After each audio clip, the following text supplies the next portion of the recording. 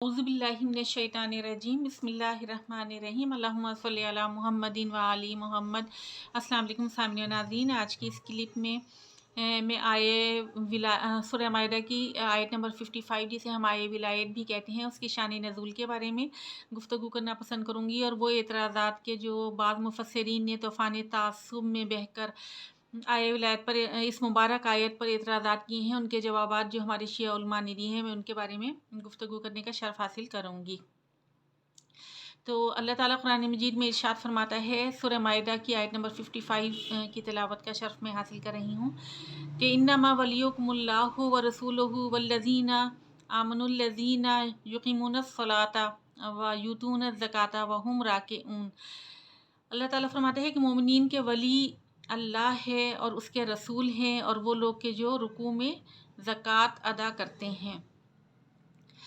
तो इस आयत का शान नज़ूल ये है कि एक दफ़ा असहाब जो थे वो मस्जिद में नमाज़ अदा कर रहे थे, तो एक साइल आया और उसने सदा बुलंद की कि ए अल्लाह मेरी मदद फरमा, है कोई मेरी मदद करने वाला। तो सब असहाब जो थे वो नमाज में मशगूल रहे और किसी ने उस साइल की तरफ तवज्जो नहीं दी।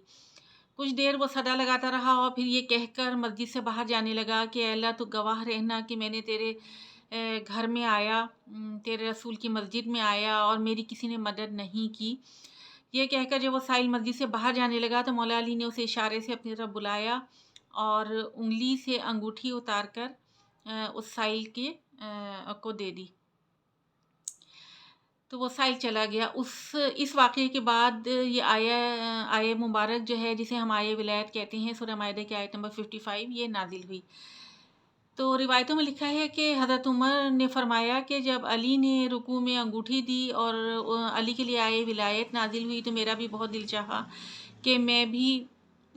रुकू में अंगूठी दूं और मेरे लिए भी आये विलायत नाजिल हो। तो हज़रत उमर फरमाते हैं कि मैंने एक साइल को बुलाया और उस साइल से कहा कि आज तुम मस्जिद में आना और इस तरह से सदा लगाना, और जब मैं रुकू में जाने लगूँ तो मेरे करीब से गुज़रना तो मैं तुम्हें अंगूठी खैरात करूँगा। और इसी तरह से वो साइल आया और मैंने उसे रुकू में जाते अंगूठी दी और उसके बाद मैं पूरा दिन इंतज़ार करता रहा कि मेरे लिए भी आये विलायत नाजिल हो, लेकिन मेरे लिए कोई आये विलायत नाजिल नहीं हुई। रिवायतों में लिखा है कि हज़रत उमर ने फरमाया कि मैंने दूसरे दिन फिर साइल को बुलाया और फिर उसे कहा कि आज फिर मैं जब रुकू में जाने लगूँ तो तुम मेरे करीब से गुज़रना और मैं अपनी उंगली से अंगूठी उतार कर तुम्हें दूंगा, तुम वो अंगूठी लेके चले जाना। तो हज़रत उमर फरमाते हैं कि दूसरे दिन भी मैं इंतज़ार करता रहा लेकिन मेरे लिए आये विलायत नाजिल नहीं हुई। और फिर हज़रत उमर फरमाते हैं मैंने तीसरे दिन फिर साइल को बुलाया, फिर रुकू में जाते अंगूठी दी और फिर पूरा दिन इंतज़ार करता रहा तो मेरे लिए आये विलायत नाजिल नहीं हुई। हज़रत उमर फरमाते हैं कि मैंने 40 दिन साइल को बुलाया और साइल को खैरात में रुकू में जाते खैरात में अंगूठी दी, लेकिन मेरे लिए आये विलायत नाजिल नहीं हुई। हज़रत उमर फरमाते हैं कि अली ने तो बस एक ही बार अंगूठी दी थी रुकू में, तो अली के लिए आये विलायत नाजिल हुई, लेकिन मुझे इस बात पर अफसोस है कि मैंने 40 दिन रुकू में अंगूठी खैरात की लेकिन मेरे लिए कोई आये विलायत नाजिल नहीं हुई। अब काबिल गौर ये बात है कि ये अमल के जो अल्लाह को इतना पसंद आया कि अल्लाह ने आये विलायत नाजिल कर दी, यानी मोमिनीन का वली बना दिया मौला मुश्किल कुशा को, मौला अली को। और हज़रत उमर ने यानी मुसलमानों के खलीफा दोयम ने इस अमल को 40 बार रिवाइज़ किया, लेकिन उसके बावजूद जो है एतराज़ करने वाले जो थे उन्हें फिर भी चैन ना आया और उन्होंने एतराज़ात की बौछार कर दी। और खैर हमारे शिया उलमा भी ज़ाहिर है कि इल्म फ़ज़ल में या हिकमत में कुछ कम नहीं है, उन्होंने भी ऐसे ताबड़तोड़ जवाबात दिए कि दिमाग सही करके रख दिए। अच्छा, एतराज़ात क्या थे वो मुलाहिज़ा फ़रमाइए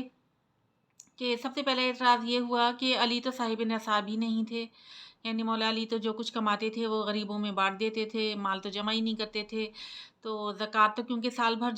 जमा रहने वाले माल पर अदा की जाती है, फ़र्ज़ होती है, तो अली तो माल जमा ही नहीं करते थे, तो वो कैसे ज़कात अदा कर सकते हैं। तो हमारे शिया उलमा ने जवाब दिया कि ये सही है कि मौला जो भी कमाते थे वो खैरात कर दिया करते थे और माल जमा नहीं करते थे, लेकिन उसका ये मतलब नहीं है कि मौला साहिब नसाब नहीं थे। मौला का अपना ज़ाती घर भी मौजूद था, उस वक्त एक खजूरों का बाग भी मौला अली की मिल्कियत में था اور کچھ جائیداد جو حضرت ابو طالب علیہ السلام کی دنیا سے رحلت فرما جانے کے بعد مولا علی کو وراثت میں ملی تھی، وہ جائیداد بھی مولا کے پاس موجود تھی۔ دوسرا جواب ہماری شیعہ علماء نے یہ دیا کہ فقہ کی ٹرم میں زکوٰۃ کا لفظ جو ہے سال بھر جمع رہ جانے والے مال میں سے 2.5% کے لیے فقہ کی ٹرم میں تو زکوٰۃ کا لفظ استعمال کیا گیا ہے، لیکن قرآن میں زکوٰۃ کا لفظ جو ہے وہ مستحب صدقہ و خیرات کے معنوں میں بھی استعمال کیا گیا ہے۔ اس کے بعد بہت ساری آیتیں ہمارے شیعہ علماء نے مثال کے طور پر پیش کی۔ اچھا، دوسرا اعتراض یہ ہوا کہ علی تو بڑے خشوع و خضوع میں ہوا کرتے تھے، یعنی بلکہ دوسرا اعتراض یہ ہوا کہ یہ تو فعل کثیر ہو گیا۔ دوسرا اعتراض یہ ہوا کہ یہ تو فعل کثیر ہو گیا، علی کی نماز ہی معاذ اللہ باطل ہو گئی، یعنی مولا علی کی نماز۔ تو حیرت اس بات پہ ہے کہ اللہ کو تو یہ عمل اتنا پسند آیا کہ اللہ نے آیے ولایت نازل کر دی، لیکن دنیا والوں نے اسے فعل کثیر قرار دے دیا۔ اگر یہ فعل کثیر ہو جاتا تو ہوتا اللہ کی نظر میں، تو اللہ آیے ولایت نازل نہ کرتا مولا کی شان میں، بلکہ آیے فعل کثیر نازل ہوتی۔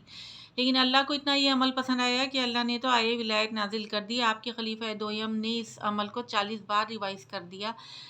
اور پھر بھی آپ کو چین نہ آیا اور اعتراضات پر اعتراضات کرنے شروع کر دیے۔ اس کے بعد ہمارے شیعہ علماء نے انہی مفسرین کے فقہ کی کتابوں سے نکال کر فعل کثیر کی جو انہوں نے ڈیفینیشن پیش کی ہے کہ ماں اگر بچے کو فیڈ بھی کرا دے، یعنی تو نہ یہ فعل کثیر نہیں ہے، یا سانپ بچھو اگر کوئی نظر آ جائے تو اس کو مار دینا بھی فعل کثیر نہیں ہے۔ تو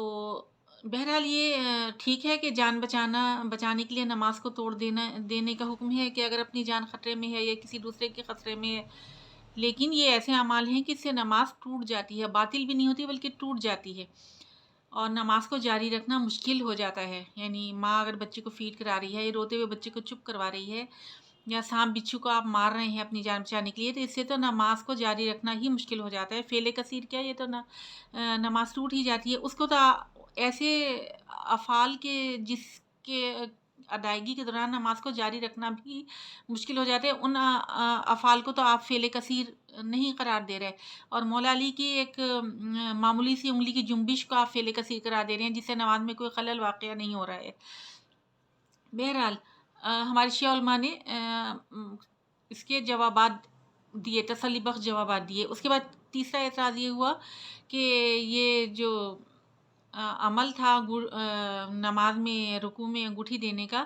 تو یہ کیسے مولا علی نے کر لیا؟ مولا تو اتنے خشوع و خضوع میں ہوا کرتے تھے کہ وہ تو روحانی طور پہ اللہ کی بارگاہ میں ہوا کرتے تھے، تو انہوں نے سائل کی صدا ہی کو کیسے سن لیا، اور انہوں نے کیسے انگوٹھی زکوٰۃ میں دے دی، کیسے خیرات کر دی انگوٹھی؟ تو یعنی ایک دفعہ، اور یہ واقعہ بھی بیان کیا گیا کہ ایک دفعہ ایک تیر کا پھل جو تھا نماز کے دوران مولا علی کے پاؤں کے انگوٹھے میں آ کے لگ گیا تھا، تو مولا کو تو پتہ ہی نہیں لگا تھا۔ مولا علی تو اتنے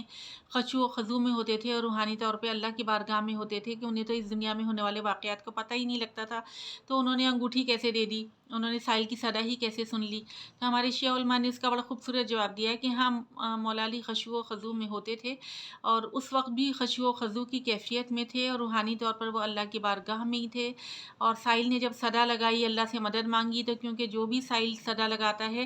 اللہ سے مدد مانگتا ہے تو اس کی صدا جو ہے بارگاہ الہی تک، عرش الہی تک پہنچتی ہے۔ تو مولا نے کیونکہ روحانی طور پہ بارگاہ الہی میں تھے، تو وہ صدا جو تھی اس سائل کی وہ بارگاہ الہی میں ہی سنی تھی، کیونکہ روحانی طور پر آپ بارگاہ الہی میں تھے۔ لیکن جب فزیکلی، کیونکہ سائل بھی اس دنیا میں موجود تھا اور مولا علی بھی اس دنیا میں موجود تھے، تو فزیکلی جو زکوٰۃ ادا کی، خیرات کی، مولا علی نے انگوٹھی خیرات کی، تو وہ اسی دنیا میں کی۔ پھر دوسرا اعتراض یہ آیا کہ جی مانگا تو اللہ سے تھا، علی نے کیوں دیا؟ تو ہمارے شیعہ علماء نے بڑا خوبصورت جواب دیا کہ مانگا تو اللہ سے تھا، مگر ملنا تو ید اللہ ہی سے تھا۔ نیکسٹ کلپ تک کے لیے اللہ حافظ۔